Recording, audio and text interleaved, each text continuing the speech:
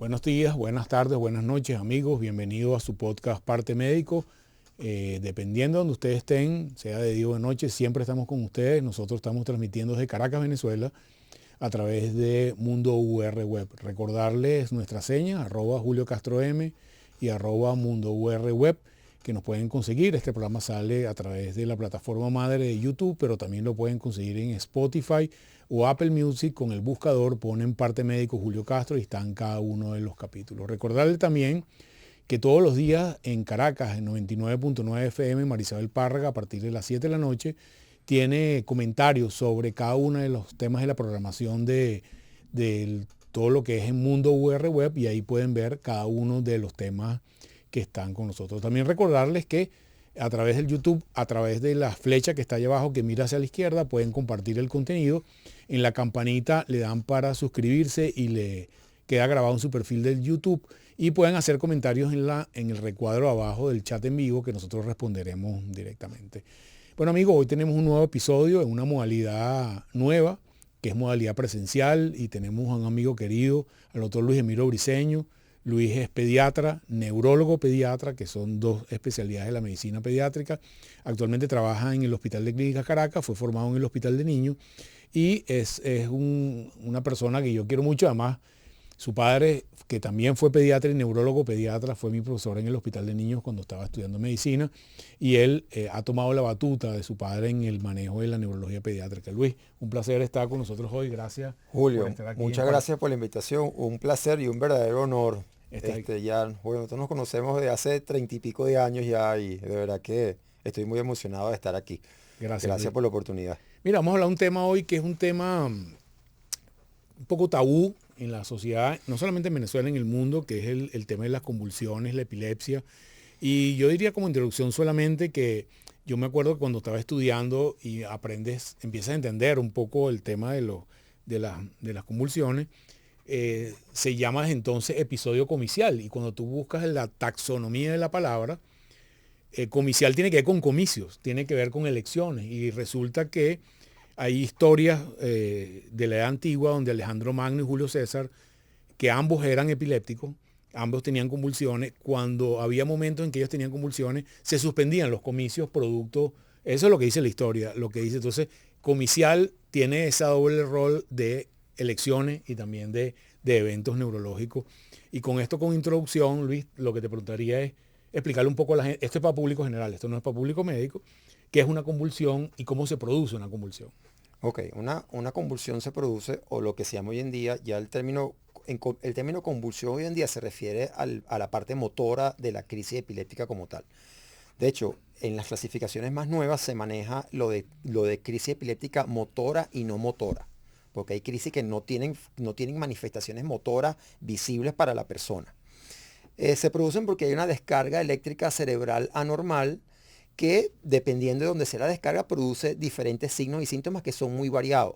La crisis epiléptica o la convulsión más común es la crisis tónico-clónica generalizada, que es la que la persona ve que, oye, pasa desafortunadamente que la mayoría de las personas hemos visto estos episodios en la calle, en la vía pública, donde la persona pierde el conocimiento, se cae, se pone rígido, después empieza con movimientos tipo sacudida, versión del cuello, se le va la vista para un lado, bota espuma por la boca, eso se llama cialorrea en lenguaje médico, se puede morder la lengua, puede haber relajación de esfínteres, esa persona se hace pipí, se hace pupú, todos esos fenómenos. Eso es una crisis epiléptica tónico-clónica generalizada, que es la que en el concepto popular se relaciona con una convulsión directamente. Pues lo que la gente reconoce, todo el mundo o la mayoría de las personas reconocen esta sintomatología como una convulsión.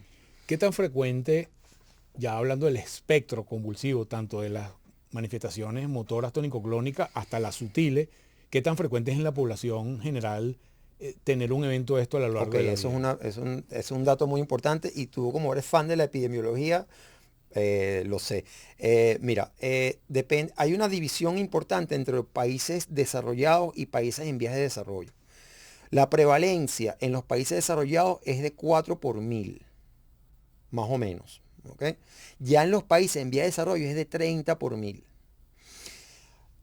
haciendo como metiendo todo eso en una olla, en una sopa, es más o menos entre el 0,8 y el 1% de la población. De hecho, tú, dependiendo de la bibliografía que tú consultes, hablan de 60 millones, 70 millones, 80 millones, entre el 0,8 y 1% de la población. Si nosotros metemos en esa olla personas a partir de 75 años, oye, porque la expectativa de vida ha aumentado y las personas viven más, pero claro, viven más, hacen más complicaciones y más morbilidad, más enfermedades. Si metemos en ese saco las convulsiones que son producto de fenómenos isquémicos ya propios de la edad, ya estamos hablando de 1 en 26. Más o menos sería el 4% de la población total, metiendo a la población de 75 años por el riesgo que tiene de hacer eventos por desarrollar enfermedad cerebrovascular.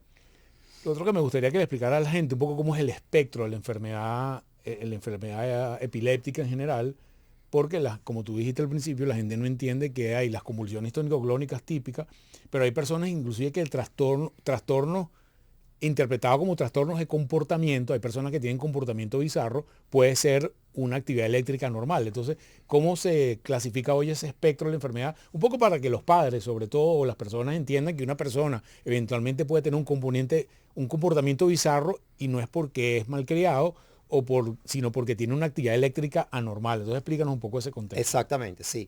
Son, como te dije, hoy en día las clasificaciones actuales afianza mucho eso.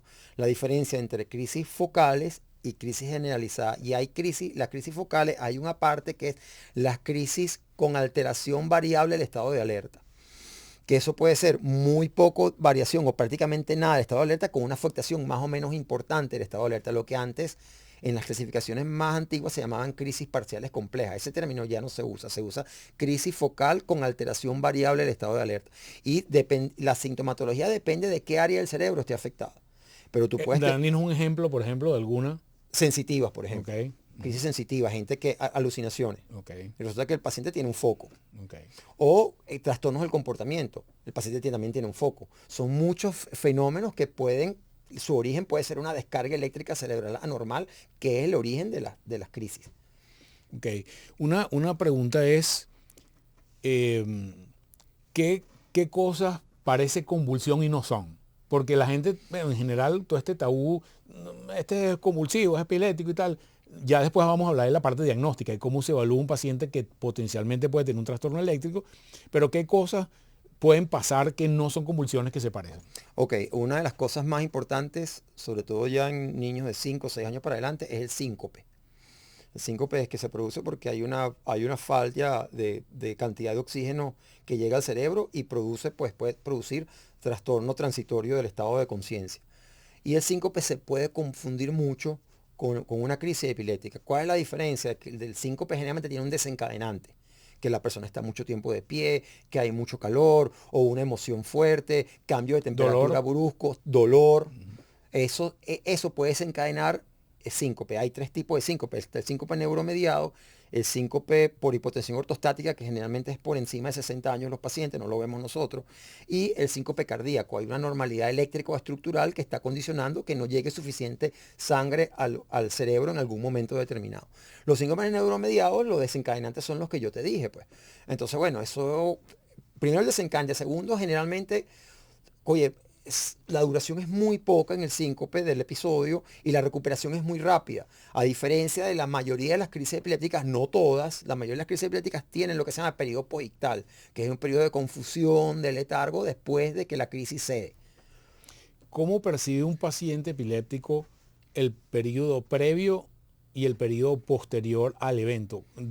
Si nos metemos dentro de la cabeza de un paciente ¿qué puede percibir él? Sí, eso es lo que se llama el pródromo. Sí, los pródromos son, oye, el paciente se siente, tú le preguntas a los pacientes, oye, ¿qué sentías tú? Doctor, me sentía como raro. Una de las cosas, sobre todo en niños más grandes, adolescentes, es que la percepción del paso del tiempo se altera. Entonces ellos sienten como que si pasa el tiempo como más lento o como más rápido. Y a veces también sienten, hay pacientes que te dicen, no, doctor, yo empecé que me estaba sintiendo como si estuviese flotando. Son diversos fenómenos que vienen antes y la gente y muchas personas que son epilépticas ya saben que les va a venir la crisis porque empiezan a sentir estos plomos. Cefalea también es una cosa que acompaña mucho las crisis epilépticas, tanto pre como post. Una vez que un médico general o un papá o un familiar ve a alguien que le sugiera que es una convulsión, ¿cuál es el protocolo de estudio de un paciente desde el neurólogo pediatra, pues, que es tu área, para el estudio de un paciente que puede tener una epilepsia? Bueno, lo fundamental, que es el estudio, el estándar de oro, que sigue siendo, a pesar de que ya tiene más de 100 años desde que se hicieron las primeras investigaciones, el electroencefalograma. El electroencefalograma es fundamental, es el examen que nos permite a nosotros visualizar y graficar la actividad eléctrica cerebral en un tiempo determinado. Ese es el estudio de oro que sigue siendo el estudio y va a seguir siendo por muchos años todavía. ¿Qué avances han habido quizás en los últimos años en la sensibilidad del estudio? Porque entiendo que ahora hay brain mapping, hay otras cosas relacionadas con la tecnología digital que hacen quizás más sensible el estudio del electroencefalograma. Sí, una de las cosas para aumentar la sensibilidad es el tiempo de registro. El tiempo de registro, a veces tenemos que hacer electros de mayor duración, electros más prolongados. ¿Qué es lo que limita un poco el tema de hacer electros prolongados a todo el mundo? El tema del costo, porque el costo sube exponencialmente. El porcentaje de sensibilidad, fíjate, en el primer año, un paciente que debuta, tú haces un electro dentro del primer año y en ese electro un 50% de los pacientes tienen el electro positivo. Hay un 50% que no. Me refiero a un electro convencional, no un electro prolongado. Si tú haces un electro prolongado, pues por supuesto la sensibilidad va a aumentar un poco más. ¿Cuánto dura un electro habitual? Mira, más o menos entre 15 y 20 minutos. ¿Y uno prolongado? Oye, puede ser hasta 3, 5 días. ¿Y está conectado Sí, los 3, 5 días? Sí, un video electro. Ajá. Okay. Y obviamente no es toda la parafernalia de lo que hacen con el otro. Me imagino que es otra tecnología que si el muchacho se va para su casa o lo tienen 3 días en observación. No, generalmente ahorita se hace en la casa, pero se hace también hospitalizado. Okay. Sobre todo en pacientes que son epilépticos, reciben varios medicamentos, tú le quitas todos los medicamentos, lo hospitalizas, le pones los cables, le pones la cámara y empiezas a registrar. Okay. Vamos ahora un poco el tema de los tratamientos. Más allá de hablar de un medicamento específico o no, hay mucho tabú relacionado con los medicamentos históricos. La gente que tiene trastornos cognitivos, que le tiene problemas en el colegio, que el muchacho queda bruto, etc. Y hay quizás una nueva generación de medicamentos. Un poco tu perspectiva general sobre el tema de los medicamentos, de cómo se afecta la calidad de vida del paciente con tratamiento y sin tratamiento. Un poco esa historia y qué ha pasado en términos de medicamentos relativamente recientes. Ok, fíjate. Cuando tú tienes un paciente que tú diagnosticas la epilepsia, y es bueno hablar del diagnóstico hoy en día. Son dos o más crisis no provocadas con 24 horas de diferencia, o que tengas una sola crisis y que tengas un riesgo de hacer una convulsión dentro de los siguientes 10 años. ¿Cuál es ese riesgo? Que tengas antecedentes familiares positivos o que tengas un electro alterado. Okay. Entonces ahí tú tienes que tratar al paciente. Si tú no tratas al paciente, pues oye, estas crisis van a repetir.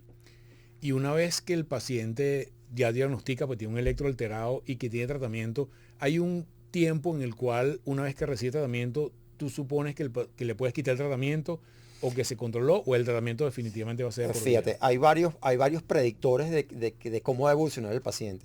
Que haya tenido, por lo menos en el caso de niños, que el desarrollo psicomotor haya sido normal, que el examen físico sea normal y que la resonancia magnética no tenga ninguna lesión visible. Si él tiene estas tres cosas, además de que el electro no tenga muchas alteraciones, porque eso es algo cualitativo, no es tanto cuantitativo. O sea, tú ves un electroencefalograma, tú dices, oye, no tiene muchas alteraciones. Hay electroencefalogramas que están minados. Entonces, oye, es un electroencefalograma que tiene ese paciente que está minado, que tiene mucha descarga. Oye, el pronóstico no es tan bueno. Probablemente cueste un poco más controlarlo y tenga que tratarse por un tiempo indefinido. ¿Cuál es la calidad de vida o el efecto a largo plazo de los pacientes que toman toda su vida medicamentos anticonvulsivantes? Porque hay mucho tabú de esto de que, bueno, si tomas medicamentos anticonvulsivantes no vas a poder ir para la NASA, etcétera, etcétera. Pero un poco esa perspectiva de ustedes del tema del tratamiento. Mira, hoy en día los medicamentos de hoy en día, comparado con los medicamentos de primera generación, no necesariamente son más efectivos, pero son mejor tolerados. Y las interacciones farmacológicas con otros medicamentos son mucho menores. Entonces eso hace que el manejo del medicamento sea mejor y sea más cómodo para el paciente. Esa es la diferencia fundamental, pero la efectividad de los primeros medicamentos con los nuevos sigue siendo más o menos la misma. La gente habitualmente cuando estamos en el hospital de guardia y un elemento frecuente es que vemos que los pacientes pararon el tratamiento. ¿Por qué? Porque bueno, el muchacho se hizo adolescente, se echó palos, se fue por una fiesta, un poco, ¿cuál sería la recomendación de que la gente entienda por qué no debe parar el tratamiento una vez que tienes una actividad eléctrica cerebral que no está controlada? Sí, porque tú paras el tratamiento, los niveles del medicamento en la sangre pues bajan y no estás protegido, pierdes protección. Y una de las cosas, y eso qué bueno que sacas el tema, en un paciente que convulsiona frecuentemente, epiléptico, y vuelvo y repito, epiléptico es una persona que convulsiona de manera recurrente. Una persona que convulsiona una sola vez no necesariamente es epiléptico. Okay. Puede ser que convulsionó porque, oye, hizo una intoxicación alcohólica o se tomó una sustancia, lo que sea. Pero lo que habla, a lo que se refiere el término de epilepsia es la recurrencia o el riesgo a la recurrencia de las crisis. Una de las cosas que tienen que tener los epilépticos es sueño regular y comida regular. La deprivación de sueño es un detonante muy importante para las crisis epilépticas. Una persona que no duerme, se trasnocha, la probabilidad de que haga un evento nuevo se dispara. Igual la comida, las comidas tienen que ser regular. Eso es una cosa fundamental. ¿Hay algún determinante familiar o genético relacionado con la historia de convulsiones? Mira, el tema de la genética pues cada vez avanza, cada vez hay mayores descubrimientos de fallas a nivel genético que pueden producir diferentes tipos de crisis. Eso está y cada vez se produce más descubrimiento de la relación entre la genética y la epilepsia. ¿Cuál piensas tú que puede ser la explicación de por qué en los países en vías de desarrollo como los nuestros la tasa de trastornos de esto es 4 o 5 veces mayor que en los países del primer mundo? Oye, porque las prácticas obstétricas y perinatales no son a veces las más óptimas, los controles prenatales, toda esa parte influye mucho en la mayor prevalencia de la epilepsia en países en vías de desarrollo. Mira, Pacientes hacen asfixia perinatal y todo ese tipo de cosas, se infectan. un poco para ir ya cerrando, he visto, por ejemplo, que en algunos casos particularmente severos hacen cirugía de pacientes Sí, que tienen estatus convulsivo que no sí. pueden controlar condiciones. Ujú. Explica un poco eso, aunque sí, me imagino que es muy poco frecuente, un poco cómo se explica que una cirugía puede controlar un elemento eléctrico que es una convulsión. Sí, tú lo que hace la cirugía, hay varias modalidades de cirugía. Lo que se busca es, oye, si hay un foco muy identificable, que se puede identificar, tú haces la Específico. resección de ese específico, tú haces la resección de ese foco, y a veces también lo que haces es que desconectas fibras para que ese foco no No generalice. generalice. Claro. Eso es lo que se busca con la cirugía de la epilepsia.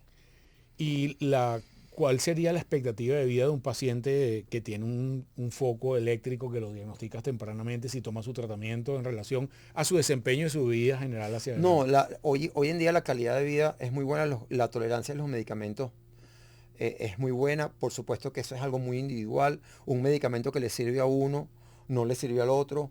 Oye, se controló, hay personas que se controlan con una dosis relativamente baja, hay personas que con ese mismo medicamento se controlan pero requieren dosis mucho más altas. Recordar que las dosis más altas, pues la posibilidad de que aparezcan efectos adversos aumentan y los efectos adversos van ligados a cada medicamento en particular y es una cosa que uno tiene que explicarle al paciente, ofrecerle las diferentes opciones y ahí uno toma en cuenta muchas cosas. Una de las cosas que hay que tomar en cuenta siempre es el costo del medicamento, porque, bueno, hay varias opciones, pues. Claro. Y siempre explicar los efectos adversos de cada medicamento en particular. Hay pacientes que no se controlan con un solo medicamento, hay que adicionar otro medicamento. Y hay pacientes que con dos o más medicamentos no se controlan, que es lo que se habla hoy en día de epilepsia fármaco-resistente. Que antes, en la clasificación anterior, ellos habían puesto el término de epilepsia catastrófica. Entonces, oye, menos mal que lo quitaron y ahorita hablan de epilepsia fármaco-resistente. ¿Ok? O epilepsia Buenísimo. refractaria, pues. Pero Y ahorita se habla de fármaco-resistente. ¿se ha asociado la epilepsia con alguna otra enfermedad de tipo mental? Por ejemplo, las personas que toman medicamentos tienen más depresión o Sí. más psicosis Sí, maníaco-depresiva, alguna sí, otra sí, cosa. sí. Ansiedad, depresión, migraña, que es muy frecuente. Problemas atencionales en niños. Hay un hay espectro. un abanico de problemas neurológicos, psiquiátricos y conductuales que están asociados a la epilepsia. Bueno, Luis, yo creo que hemos ido sobre los temas más importantes para público general, que entiendan el contexto general de una enfermedad como ven de alguna frecuencia en el mundo entero. Y quizás nuestra recomendación, como siempre, es que si usted tiene dudas, consulte a su médico, consulte a su pediatra, consulte a su neuropediatra y en el caso particular de las convulsiones en los niños, pero también en los adultos, la convulsión es un elemento marcador, está diciendo que algo está pasando. No es la enfermedad en sí, sino es el aspecto visible de algo que está ocurriendo en Mira, el cerebro. se nos olvidó tocar, si podemos, las claro. convulsiones febriles. Okay. Convulsiones febriles que son crisis epilépticas que se producen en el contexto de un cuadro febril, pero no tiene implicación de epilepsia. Eso es algo que está relacionado con la edad. El 5% de los niños entre 6 meses y los 6 años van a presentar al menos una convulsión relacionada con fiebre, convulsión febril en su vida. Pero eso no tiene implicación de epilepsia. Una vez que el paciente supera la edad, el paciente no vuelve a convulsionar más por fiebre. Eso es importante, el tema de las convulsiones febriles. Buenísimo. Bueno, amigos, solo nos queda despedirnos de ustedes recordándoles nuestras señas, @mundourweb, @JulioCastroM, que pueden comentar abajo en el chat en vivo, pueden compartir con la flecha de la izquierda cualquiera de sus redes sociales o pueden escribirnos cualquiera de sus comentarios de nuevos programas, preguntas sobre cada uno de los programas, los traemos a nuestros expertos en cada uno de los programas. Muchas gracias, se les quiero mucho, se me cuidan, nos vemos la semana próxima.